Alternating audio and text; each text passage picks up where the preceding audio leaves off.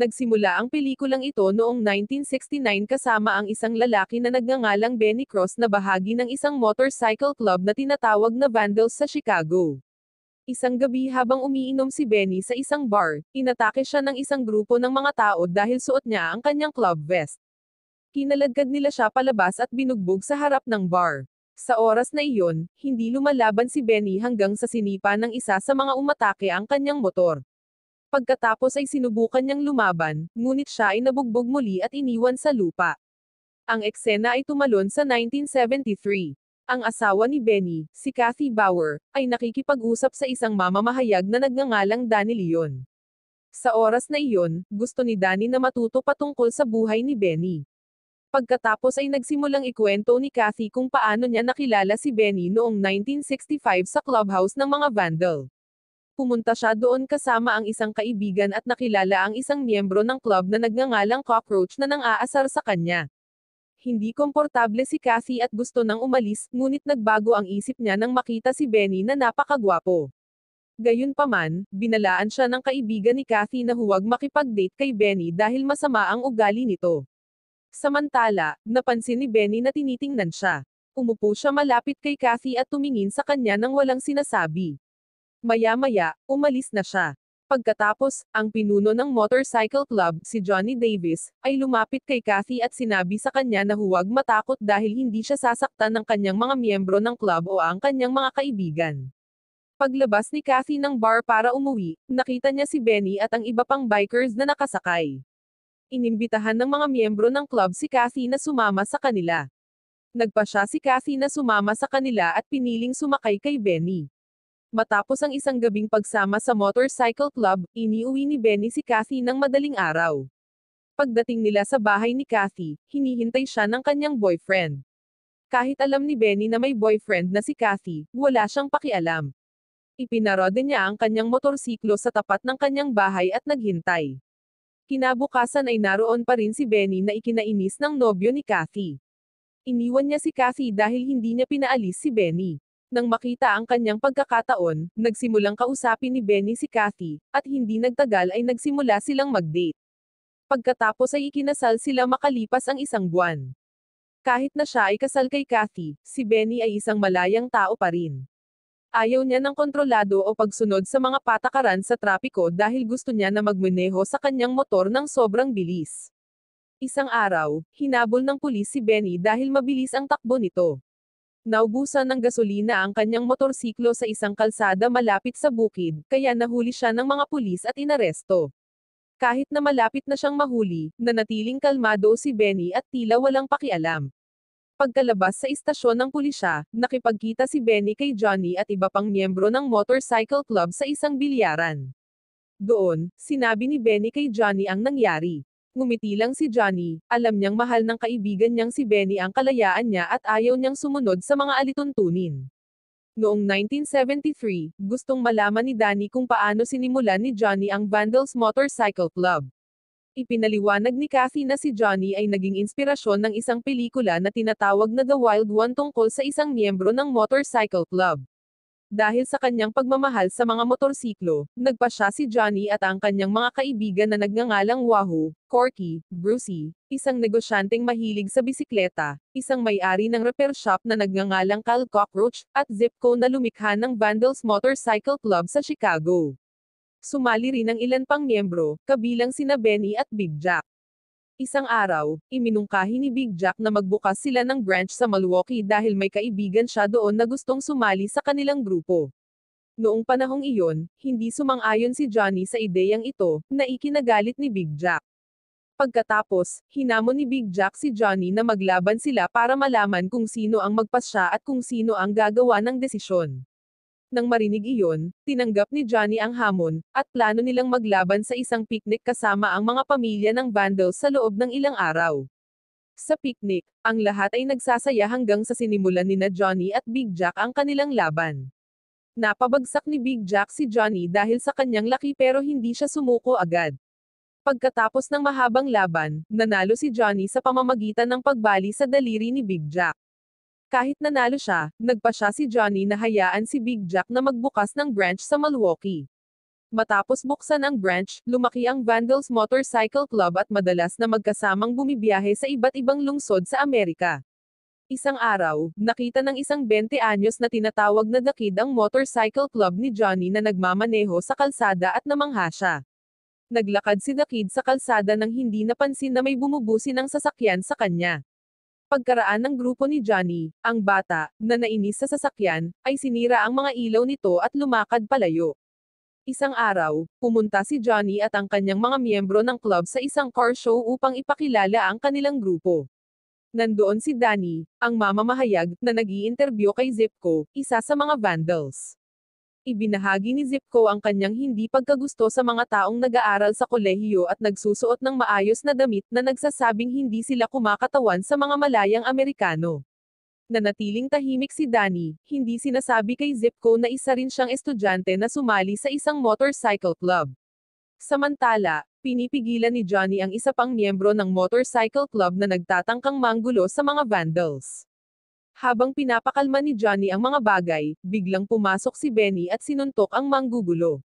Mabilis na pinigilan ni Johnny si Benny at nakipagpayapaan sa pagitan ni Benny at ng ibang miyembro ng club.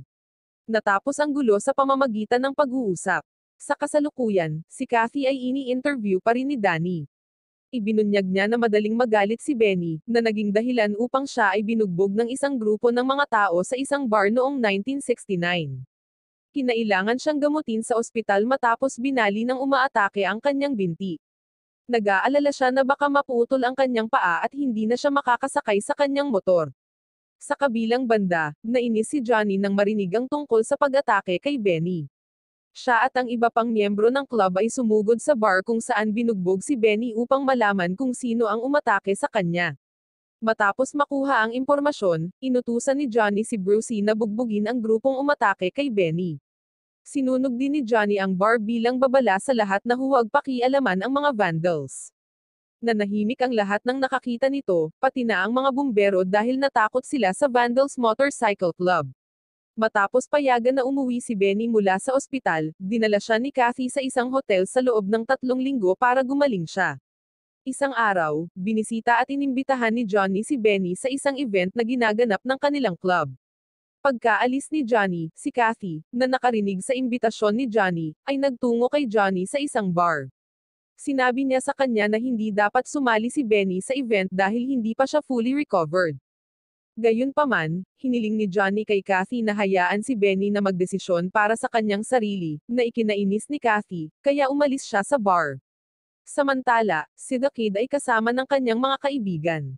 Nakita niyang nag-aaway na naman ang kanyang mga magulang, at sa sobrang frustration ay sinaktan niya ang kanyang ama na kilalang masungit sa kanyang asawa at anak. Sinubukan siyang pigilan ng kanyang ina, ngunit wala siyang pakialam. Maya-maya, pumunta si The Kid at ang kanyang mga kaibigan sa malaking motorcycle club event na inorganisa ni Johnny dahil gusto ni The Kid na sumali sa Vandals. Dumating din sa event si Benny na kasama ni Kathy kahit na kailangan niyang gumamit ng tungkod. Sa oras na iyon, dumating din sa event ang isang motorcycle lover mula sa California na nagngangalang Sonic para magsaya. Sa gabi, si Johnny at ang iba ay nagtipon sa paligid ng apoy at nagbahagi ng mga kwento.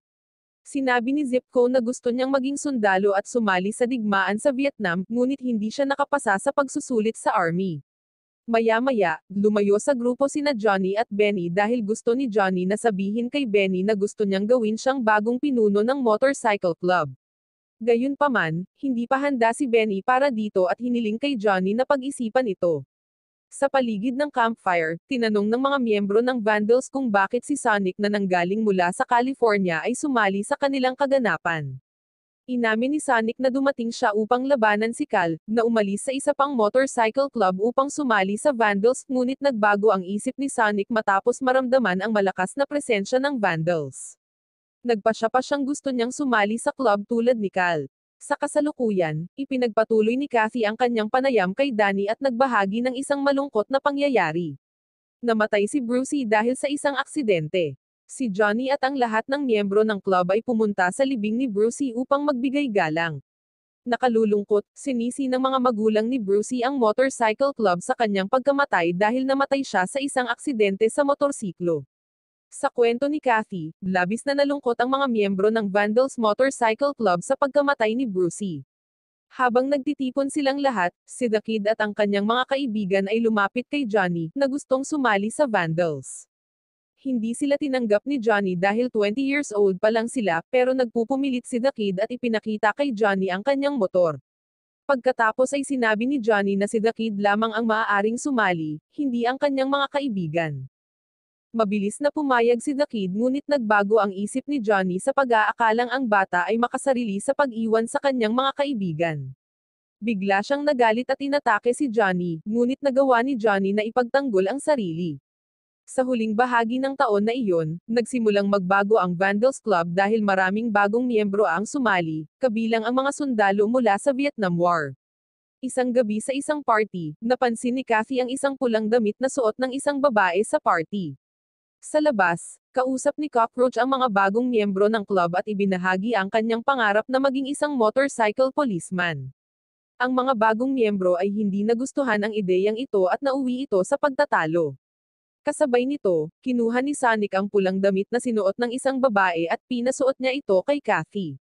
Na-curious siya sa damit kaya sinuot niya ito. Maganda siya, at maraming miyembro ng Vandals ang namangha.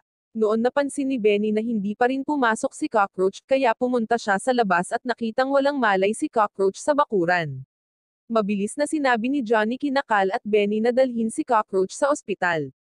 Samantala, si Kathy ay nagsimulang hindi komportable dahil ang mga miyembro ng club ay patuloy na nakatitig sa kanya, nais na makipagbakbakan sa kanya.